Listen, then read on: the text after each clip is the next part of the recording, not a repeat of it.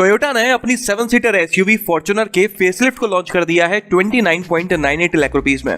इस गाड़ी को ना सिर्फ फेसलिफ्ट मिला है बल्कि एक स्पोर्टी मोर प्रीमियम वेरिएंट मिला है जिसका नाम है लेजेंडर।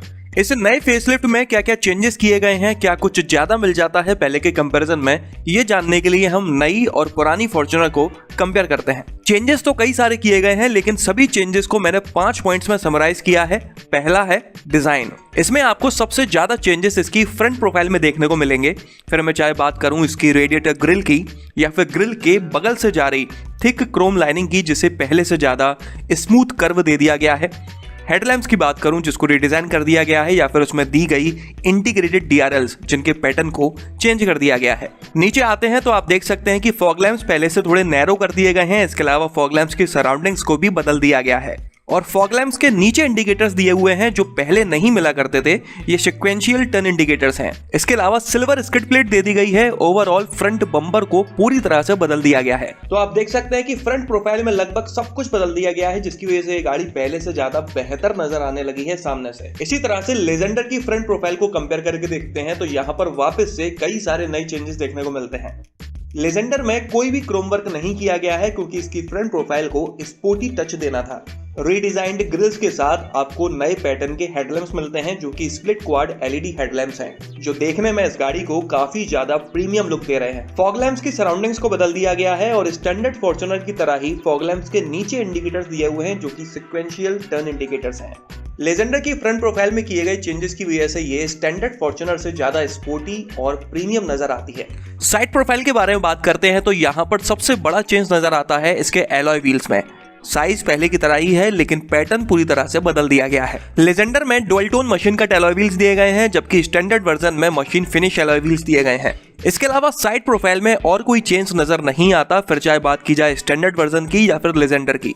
चलिए अब रियर प्रोफाइल के बारे में बात कर लेते हैं तो यहाँ पर काफी कम चेंजेस किए गए हैं। सबसे पहला चेंज है इसके टेल लैम्प्स के पैटर्न में। एक नजर में तो दोनों टेल लैम्प्स एक जैसे ही लगते हैं लेकिन जब आप ध्यान से देखेंगे तो आपको अंतर नजर आ जाएगा। लेजेंडर की रियर प्रोफाइल के बारे में बात करते हैं तो यहाँ पर नई टेल लैम्प्स के साथ साथ इसके रियर बम्पर को भी रिडिजाइन किया गया है ताकि पीछे से भी ये गाड़ी स्पोर्टी लगने के साथ साथ फॉर्च्यूनर के स्टैंडर्ड वर्जन से अलग नजर आ सके। और आप देख सकते हैं कि लेजेंडर में फ्रंट प्रोफाइल की तरह रियर प्रोफाइल में भी क्रोम वर्क नहीं किया गया है। चलिए अब गाड़ी के अंदर चलते हैं और इंटीरियर के बारे में बात करते हैं तो यहाँ पर आपको सब कुछ पहले जैसा ही लगेगा। कहीं पर भी कोई बदलाव नजर नहीं आएगा क्योंकि कोई भी मेजर चेंज नहीं किया गया है। गाड़ी के अंदर जो कलर थीम होती है उसमें कुछ ऑप्शंस ऐड कर दिए गए हैं जैसे कि अब आपको ब्लैक कलर थीम या फिर मरून कलर थीम भी मिल जाती है डार्क ब्राउन के अलावा। इंफोटेनमेंट सिस्टम में आपको 7 इंच की टच स्क्रीन मिला करती थी जिसको 1 इंच बढ़ाकर अब 8 इंच का कर दिया गया है। उस 1 इंच का अंदर आपको इन पिक्स में समझ में नहीं आएगा। लेजेंडर के इंस्ट्रूमेंट क्लस्टर में आपको ब्लैक व्हाइट कलर डायल मिलता है जबकि स्टैंडर्ड वर्जन या फिर प्री फेसलिफ्टेड वर्जन में ब्लू कलर का मिला करता था। इसके अलावा इंटीरियर में और कोई बड़ा चेंज नहीं किया गया है। तो ओवरऑल आप देख सकते हैं कि इस गाड़ी की डिजाइन में किए गए चेंजेस काफी बेहतर नजर आते हैं जो इस गाड़ी को देखने में पहले से काफी अच्छा बना देते हैं। चलिए अब दूसरे सबसे बड़े चेंज के बारे में बात कर लेते हैं तो वो है इसका इंजन। पेट्रोल इंजन तो इसमें आपको वही पुराना वाला 2.7 लीटर मिलता है जो 166 PS पावरफुल है और 245 Nm टॉर्की है। मैनुअल ट्रांसमिशन के साथ साथ इसमें ऑटोमेटिक भी दिया हुआ है।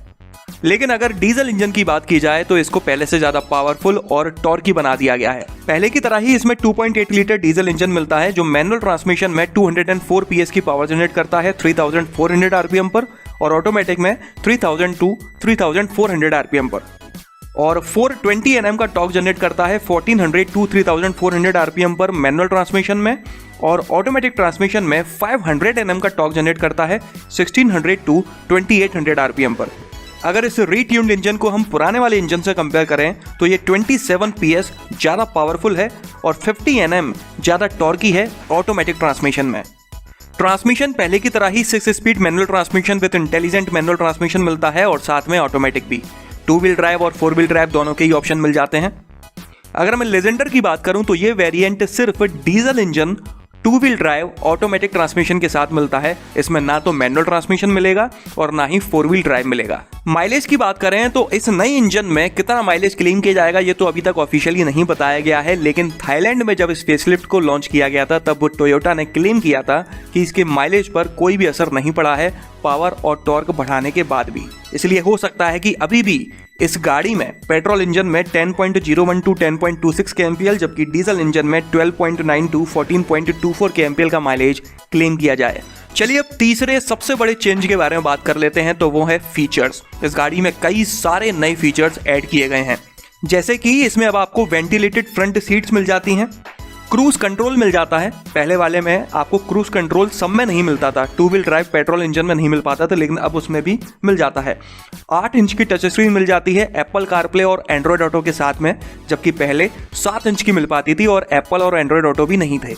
इसके अलावा अगर आप इस नई फॉर्च्यूनर का 4 व्हील ड्राइव वेरिएंट खरीदते हैं तो आपको इंफोटेनमेंट सिस्टम में 11 स्पीकर्स मिल जाते हैं JBL के, सबवूफर और एम्पलीफायर के साथ में।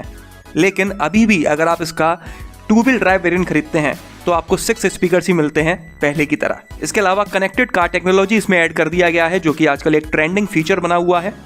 इको, पावर और स्पोर्ट 3 मोड्स मिल जाते हैं, जबकि पहले इको और पावर 2 ही मिल पाते थे। Power steering with variable flow control, auto limit slip differential and lockable differential जैसे ऑफ रोड फीचर्स मिल जाते हैं। Front parking sensors, kick sensor for tailgate. इसके अलावा कई सारे लोगों का कहना है कि इसमें 360 degree rear view parking camera भी मिल जाता है, लेकिन अगर ऑफिशियल ब्रोशर की माने तो कहीं पर भी मुझे ये नज़र नहीं आया, इसलिए इस फीचर को लेकर मैं श्योर नहीं हूँ। इसके अलावा अगर आप इस गाड़ी का लेजेंडर वेरिएंट खरीदते हैं तो आपको एम्बिएंट लाइटिंग मिल जाती है, रियर USB पोर्ट्स मिल जाते हैं, जबकि पहले एसेसरी सॉकेट्स मिला करते थे, और वायरलेस चार्जिंग भी मिल जाती है। तो ये थे वो सभी फीचर्स जो आपको इस नई फॉर्च्यूनर में ज़्यादा मिल जाते हैं पहले के कंपैरिजन में। चौथे सबसे बड़े चेंज के बारे में बात करते हैं, तो वो है प्राइसेस। इस नए फेसलिफ्ट में क्या कुछ ज़्यादा मिल जाता है ये सब तो मैं आपको पहले ही बता चुका हूँ। अब बात करते हैं प्राइसेस की। तो ये नया फेसलिफ्ट पहले के कंपैरिजन में 1,32,000 से 3,15,000 तक महंगा है। तो आप देख सकते हैं कि फीचर्स तो इस गाड़ी में ऐड किए गए हैं, लेकिन उसी हिसाब से इसके प्राइसेस भी काफ़ी बढ़ा दिए गए हैं। पांचवें चेंज के बारे में बात करते हैं, तो वो है कलर ऑप्शन। इस गाड़ी में पहले 7 कलर ऑप्शंस मिला करते थे, लेकिन अब 8 मिलते हैं। इसमें sparkling black crystal shine colour add कर दिया गया है। इसके अलावा लेजेंडर में आपको डुअल टोन कलर मिलता है, white pearl crystal shine with black roof के साथ। तो ये थे वो सभी चेंजेस जो इस नई फेसलिफ्ट में किए गए हैं। कमेंट कर मुझे जरूर बताइएगा कि इस गाड़ी के प्राइसेस 1.5 से 3 लाख रुपए तक बढ़ाना सही है या गलत। क्या इस वजह से इस गाड़ी के सेल्स फिगर पर अच्छा प्रभाव पड़ेगा या फिर बुरा। तो चलिए इस वीडियो में तो बस इतना ही। अगर आपको ये पसंद आया हो तो इसे लाइक कर दीजिएगा, इस चैनल को सब्सक्राइब कर लीजिए और बेल आइकन को दबाना बिल्कुल ना भूलना। आपका दिन शुभ रहे। धन्यवाद।